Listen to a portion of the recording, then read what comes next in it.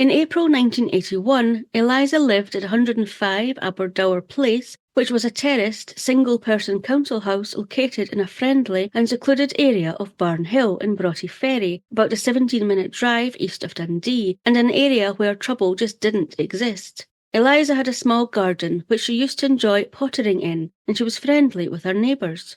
She had moved into this property after the death of her third husband, so she did sometimes become lonely, but her 3 sons, daughter and her grandchildren would visit her regularly, taking her out in the car.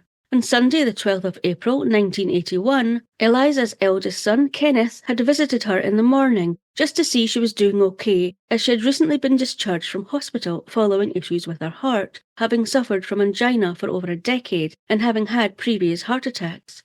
Kenneth left his mum's home on the Sunday afternoon, safe in the knowledge that she appeared to be fully recovered and having no further chest complaints. Indeed, she had appeared quite cheery and pleased to be back home. Shortly after her son Kenneth had left, Eliza went to one of her elderly neighbours and asked if she could use the phone to contact another friend, as Eliza had no phone in her property. However, the friend Eliza was trying to call didn't answer, and so Eliza stayed at her neighbour's for a short while, having a cup of tea and a chat. Still having not been able to get hold of her friend on the phone, Eliza left her friend's home about 3 p.m. and made her way back home. This was the last time Eliza was seen alive. But what happened between 3 p.m. on Sunday and Tuesday the 14th of April, 2 days later, would divide opinions. Eliza's body was found about 12:45 p.m. on Tuesday the 14th of April by her middle son James, when he, his wife and young daughter had attended Eliza's property to take her on one of their regular drives out in the car. James's wife and daughter stayed in the car while James, who had a key, let himself into his mum's home, where he immediately knew something was wrong. He first noticed that a chair from the living room had been placed hard against the door leading into the kitchen, and that his mum's bedroom door was closed tight. He called out to his mum, but there was no reply. James then took a deep breath, fearful of what he was going to find behind his mum's closed bedroom door, and he had every reason to be fearful. As James slowly began to open the bedroom door, he first was shocked by the amount of blood he saw everywhere, on the walls, the ceiling, soaked into the carpet, and all over the bedclothes. But his shock didn't end there, as he opened the door further, he realised something was behind it. Not something, but his mum's lifeless body, dressed in her night attire, lying in a pool of blood. There was soon a flurry of activity in the small and usually well-kept home of Eliza, with an article in the Scotsman newspaper the following day stating that police were treating the case as one of murder, and were appealing for anyone who had seen 74-year-old Eliza Connelly after 3 p.m. on Sunday to come forward, or to come forward if they had any information at all. And Eliza was thought to have died between 7 p.m. on Sunday and 10 a.m. on Monday. All in all, 60 detectives worked on this case, along with sniffer dogs. Parks and gardens were searched for a potential murder weapon, and more than 1,500 people gave statements, and every line of inquiry began to be looked into, including 2 youths being traced who had been seen near Eliza Connelly's home on Monday between 9:15 and 9:30 a.m. However, when they were thoroughly questioned, they were ruled out of the inquiry.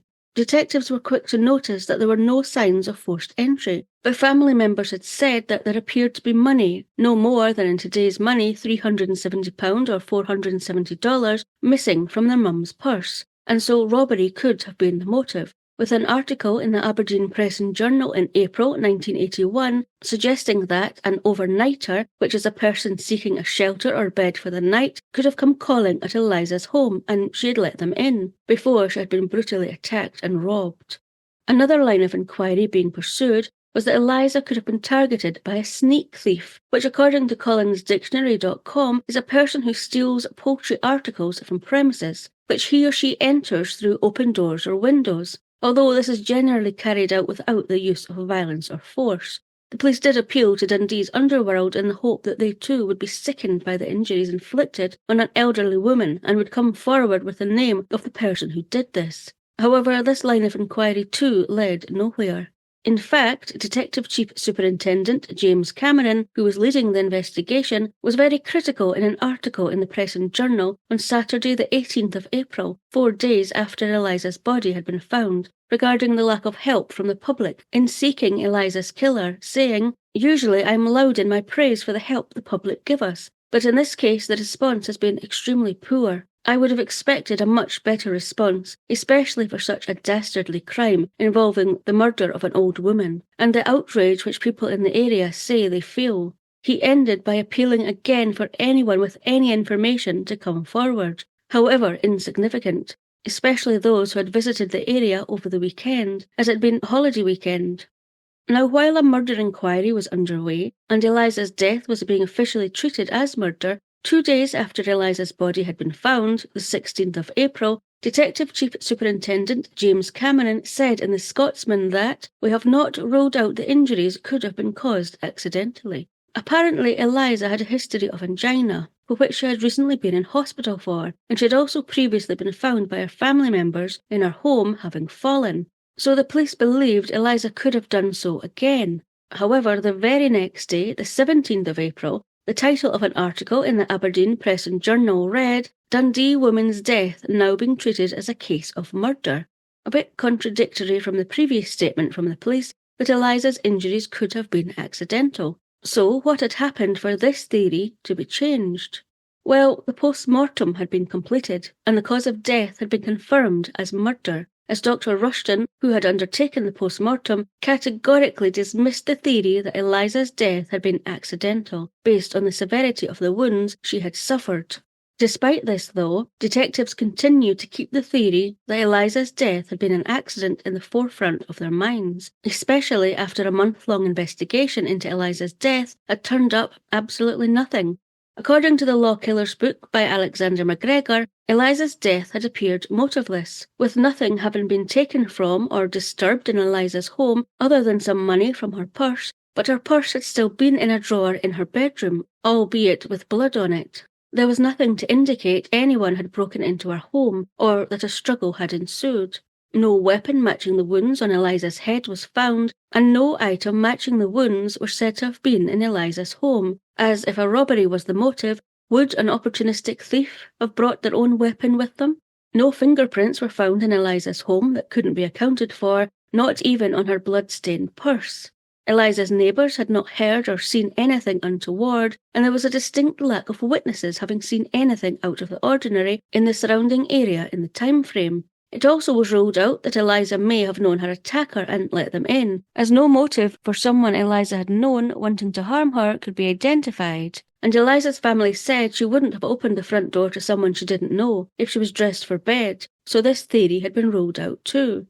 Having exhausted every avenue and having nowhere else to go, and with detectives still not being convinced Eliza had actually been murdered, unusually a report was submitted to the Procurator Fiscal detailing everything that had and hadn't been found in their inquiries, concluding with the suggestion that Eliza's death could have been accidental.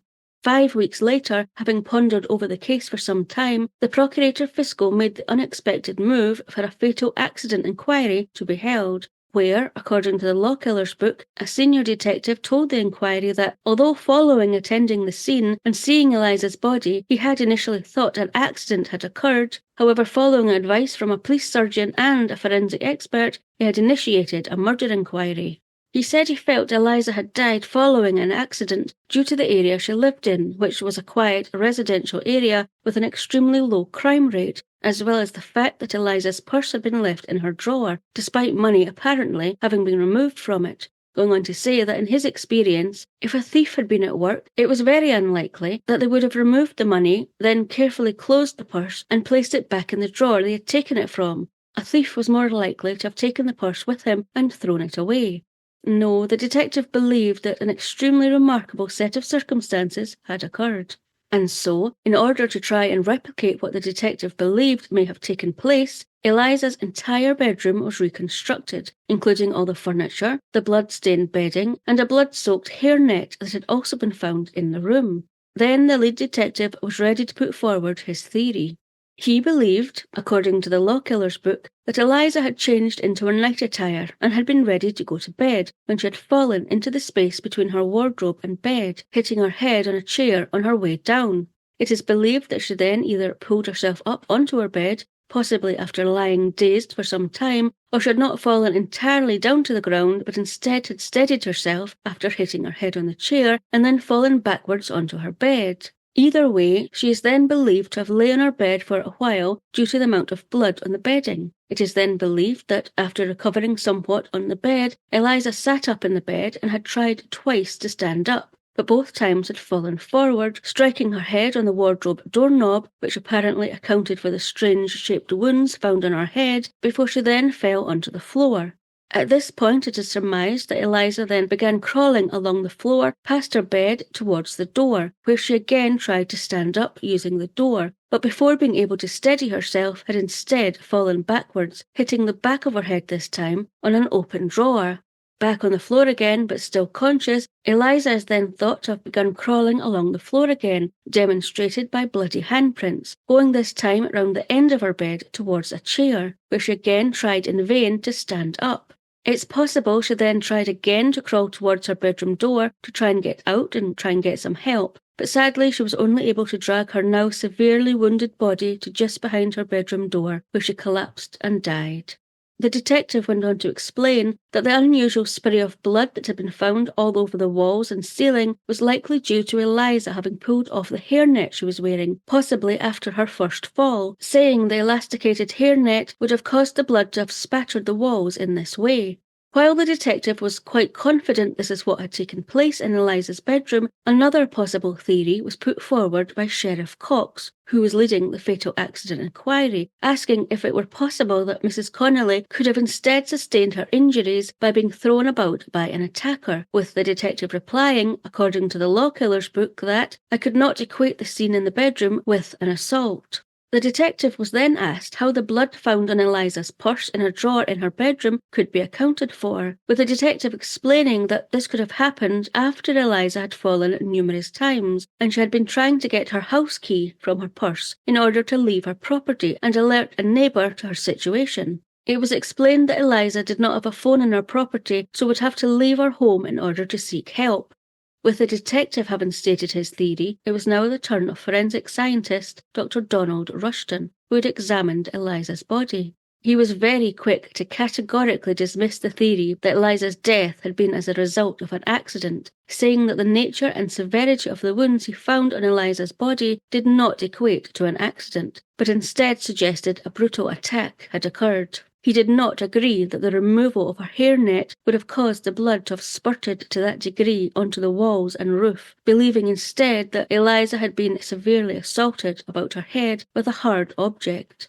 Wounds found on Eliza's hands suggested to him she had attempted to defend herself from the vicious assault. He strongly dismissed the idea that Eliza's death had been caused by a mere accident, saying that the injuries were too severe and there were too many of them, being in total 15 separate impacts to Eliza's body.